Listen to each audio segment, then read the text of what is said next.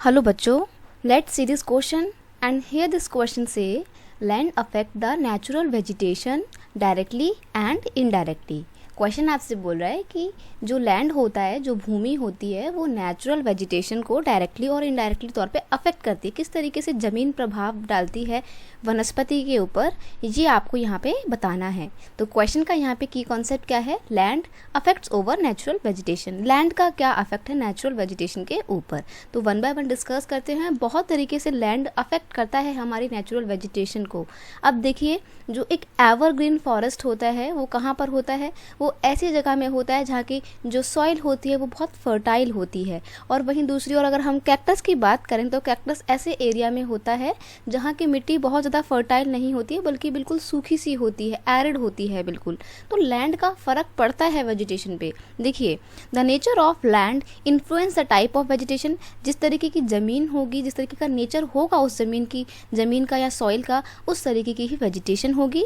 Next है mangroves are found in muddy and silty areas. अब जो मैंग्रोव्स फॉरेस्ट होते हैं, ये मैंग्रोव्स फॉरेस्ट ऐसे फॉरेस्ट होते हैं जिनके पेड़ों की जो जड़ें होती हैं वो वाटर के अंदर सबमर्ज कर रही होती हैं।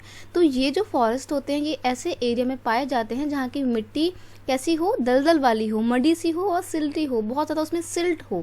सिल्ट का क्या होता है, नदियाँ जो हिमालयन रिवर्स बह के वेस्ट बंगाल के एरिया में जाती हैं वो अपने साथ क्या लाती हैं, हिमालय की अच्छी अच्छी मिट्टियाँ लेकर आती हैं। वो मिट्टी बहुत फर्टाइल होती है, तो वो जो उसके अंदर के जो पिगमेंट्स होते हैं उनको हम बोलते हैं सिल्ट।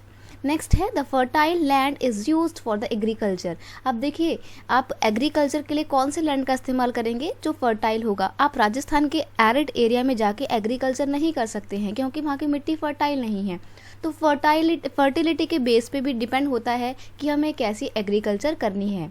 आगे है rough terrains are area where grassland are develop. अब देखिए, जो बिल्कुल रफ एरिया होता है जहाँ की मिट्टी बहुत ज़्यादा फर्टाइल नहीं होती है, बिल्कुल सूखी मिट्टी होती है, वहाँ पे पेड़ पौधे या एग्रीकल्चर नहीं हो सकती है। लेकिन वहाँ पे क्या करते हैं, ग्रासलैंड हो सकता है, घास के मैदान हम वहाँ पे डेवलप कर सकते हैं।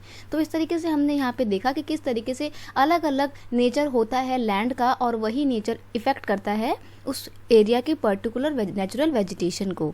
I hope you understand it well. Best of luck.